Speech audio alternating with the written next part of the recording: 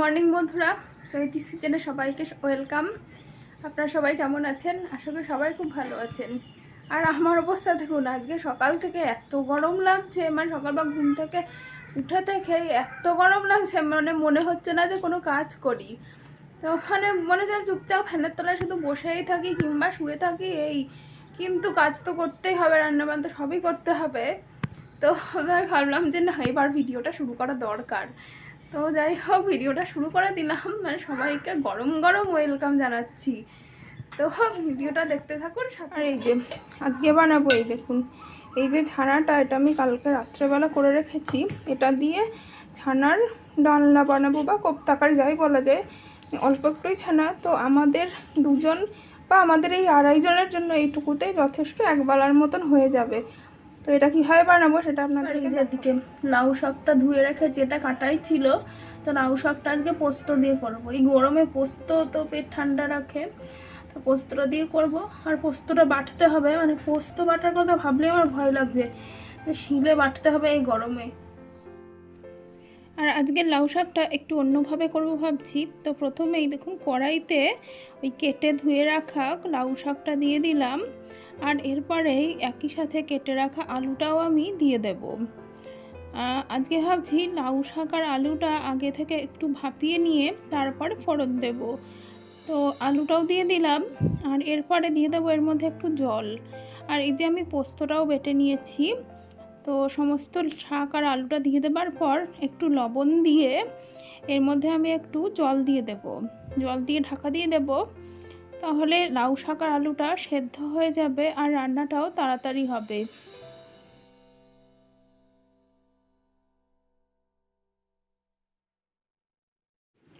আর এবারে ঢাকা দিয়ে সবটা সেদ্ধ করে নেব। এই যে দেখুন শাক আর আলু সেদ্ধ হয়ে গেছে। আর এবার কড়াইতে দিয়ে দিচ্ছি আমি সর্ষের তেল। এই শাক পাতা আমার সর্ষের তেল রান্না করতে বেশি ভালো লাগে, আর স্বাদটাও যেন ভালো হয়। তো সর্ষের তেল দিয়ে দেবার পর ফোড়নে দিয়ে দিলাম কালো জিরে। আর আমি সাধারণত লাউ শাক রান্নায় ফোড়নটা রাঁধুনিই দিই, তো আজকে যেহেতু পোস্ত দেবো সেই জন্য দিয়ে দিলাম কালো জিরে। আর তার মধ্যে 3টে চেরা কাঁচা লঙ্কা দিয়ে ওই সেদ্ধ করা শাক আর আলু দিয়ে দেবার পর একই সাথে একটু হলুদ দিয়ে দিলাম, আর দিয়ে দিচ্ছে একটু চিনি। লবণ দিলাম না, যেহেতু শাক সেদ্ধ করার সময় লবণটা দেওয়া রয়েছে। তো এই যে এবার সমস্তটা ভালোভাবে মিশিয়ে নেব।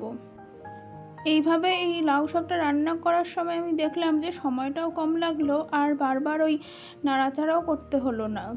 তো সমস্তটা একটু ভালোভাবে মিশিয়ে নেবার পর, আর আমি আলাদা করে জল দিইনি, ওর মধ্যে যে জল ছিল আর ওই পোস্ত বাটাটাও আমি দিয়ে দিলাম।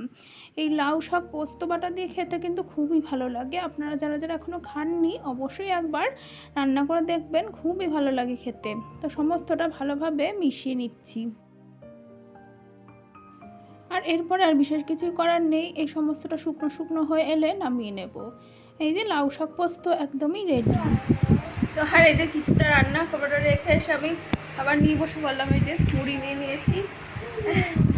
আর একটু ফ্যানের হাওয়া খেয়ে নিই, কিছু করার নেই। আজকে ফ্যানের আওয়াজটা পেছনে পাওয়া যাবে, কারণ ফ্যান বন্ধই রাখা যাচ্ছে না। এই কদিন আমাদের এখানে তো লু ছিল, মানে শুকনো গরম ছিল, তো ঘামটা হতো না, সেজন্য খুব বেশি কষ্ট হতো না।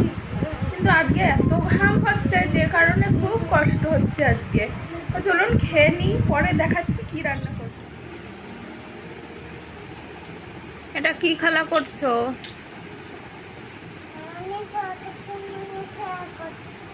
একটু জোরে বলো। আর ওটা কি বানাচ্ছ? কি স্লিপ বানাচ্ছ? ছোট ছোট বানাতে হয়, বুঝেছো? ঠিক আছে, তুমি খেলা করো। এই যে ওকে দেখাচ্ছিলাম না তখন, সেই জন্য বারবার ক্যামেরার কাছে আসার চেষ্টা করছিল। মানে ব্যাপারটা হচ্ছে যে ওকে সকাল থেকে আর কি জামা টামা কিছু পরা ছিল না, মানে এত গরম আর ও বারবার খুব ঘেমে যাচ্ছে, সেই জন্য জামাটা খুলে দিয়েছিলাম। তো এবার জামা না পরিয়ে তো ক্যামেরার সামনে আনা যাবে না, মানে সেই ভিডিও তো ইউটিউব ডিলিট করে দেবে, যে আর যেহেতু বাচ্চা, তো সেই জন্য একটা রেস্ট্রিকশন আছে। তো এইবার এই জামাটাও নিজে নিজেই পরে নিয়েছে, তো সেই জন্য ভাবলাম তাহলে ওকে একটু দেখিয়ে দিই। এই যে এখন একা একা বসে খেলা করছে, আমি বললাম এখানে বসে এখানে খেলা কর। কারণ আমাদের ওদিককার ঘরগুলো ভীষণ গরম। আর যেহেতু আমরা টপ ফ্লোরে থাকি, মানে যত বেলা হয় তত আর কি গরমও বেশি পড়ে যায়। ঠিক আছে, তো খেলা করুক, আর আমি যাই ওদিকে, আবার আমার রান্নাঘরে কাজ আছে, সেগুলো করে নিই। আর এবারে এই ছানার কোপ্তাগুলোকে তৈরি করে নেব। তো তার জন্য দেখুন ছানার মধ্যে অল্প একটু ময়দা দিয়ে দিলাম বাইন্ডিংয়ের জন্য, আর দিয়ে দিচ্ছি হলুদ, দিয়ে দেবো একটু মশলা, ওই জিরে ধনের গুঁড়ো, তারপরে লবণ আর চিনি, একটু কালো জিরে দিয়ে দিলাম, আর দিয়ে দিচ্ছি এই যে চিনি আর লবণ। একটু মিষ্টি মিষ্টি স্বাদ হলে এইটার মধ্যে খেতে বেশ ভালোই লাগে। আর এবারে সমস্তটা বেশ ভালোভাবে মেখে তারপরে কোপ্তার আকারে গড়ে নেব। তো এই যে কোপ্তাগুলো আমার তৈরি করা হয়ে গেছে, মানে ছানাটা ভালোভাবে মাখা হয়ে যাবার পর এখন আমি কোপ্তাগুলো তৈরি করে নিচ্ছি। আর এই রেসিপিটা আমি পরে অন্য কোনো দিন অন্য ভিডিওতে শেয়ার করব, আজকে আর শেয়ার করলাম না, কারণ ভিডিও তো অনেক বড় হয়ে যাবে, অনেক বড় ভিডিও অনেকেই দেখতে চান না। তো দেখুন এই যে কোপ্তাগুলো আমি তৈরি করে নিচ্ছি, আর এরপরে এগুলো ভেজে তারপরে ঝোলটা আমি করে নেব। আর এই যে সর্ষের তেল বসিয়ে দিয়েছি, সর্ষের তেলে আমি কোপ্তাগুলো ভালো করে ভেজে নেব। এই ছানার কোপ্তা কারি খেতে আমার তো খুবই ভালো লাগে, আপনাদের কেমন লাগে সেটা অবশ্যই জানাবেন। আর আমার ঘরে যেদিন দুধ অনেক বেশি হয়ে যায় সেদিনকেই আমি এরমভাবে ছানা কেটে নিই আর তারপরে কোপ্তা ভেজে নিই। তার কারণ আমার ছানা এমনি খেতে একদমই ভালো লাগে না, আমার কেমন যেন একটা গন্ধ লাগে, আর আমার মেয়ে তো আরোই খেতে চায় না, আর আমার হাজব্যান্ডও খেতে চায় না সব সময়। তো সেই জন্য এই কোপ্তা ভেজে ঝোল করাটাই আমার বেশি ভালো লাগে। তো দেখুন ঝোলটাও বসিয়ে দিয়েছি। আর রান্নাবান্না তো অনেকই হলো, এবার পেটটা একটু ঠান্ডা করে নিই।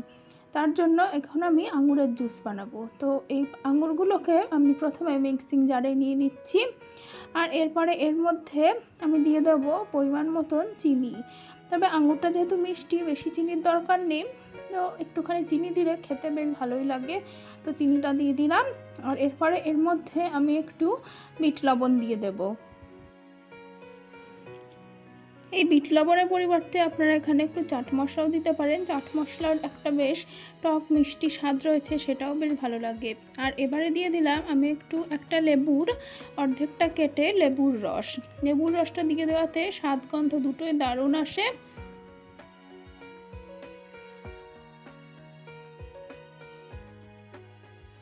ব্যাস সমস্তটা রেডি হয়ে গেছে, আর এবারে আমি একটু ভালো করে এটা ব্লেন্ড করে নেব।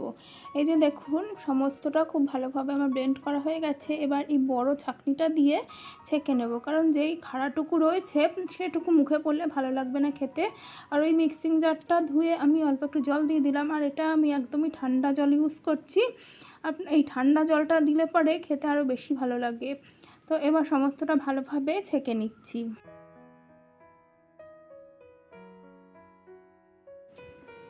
দেখুন সমস্তটা খুব সুন্দরভাবে ছাঁকা হয়ে গেছে, আর ওই যে খাড়াটুকু চাকনিতে ছাঁকা হয়ে গেছে, এটুকু ফেলে দেব। আর এবারে এই আঙুরের জুসটা আমি গ্লাসে ঢেলে নেব।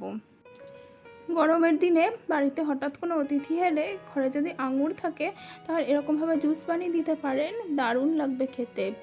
তো এবার এর মধ্যে আমি একটু বরফ দিয়ে দেব, আর একটু ঠান্ডা চিল্ড স্বাদের জন্য, যেটা দারুণ লাগবে খেতে এই গরমে।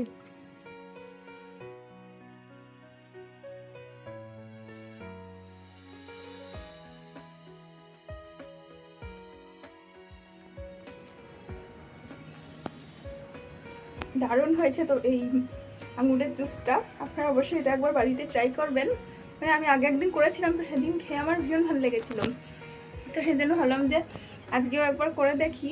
তো এই গরমে এরকম ঠান্ডা ঠান্ডা জুস খেতে কিন্তু দারুণ লাগে, আর যা গরম পড়েছে তাতে সবসময় হাইড্রেটেড থাকাটা খুবই দরকার। তো বন্ধুরা ভিডিওটা আমি এখানে শেষ করব। ভিডিওটা ভালো লেগে থাকলে অবশ্যই ভিডিওতে লাইক দেবেন, কমেন্ট করবেন, আর আমার চ্যানেলটিকে সাবস্ক্রাইব করে পাশে থাকবেন। দেখা হবে অন্য কোনো দিন অন্য কোনো ভিডিওতে।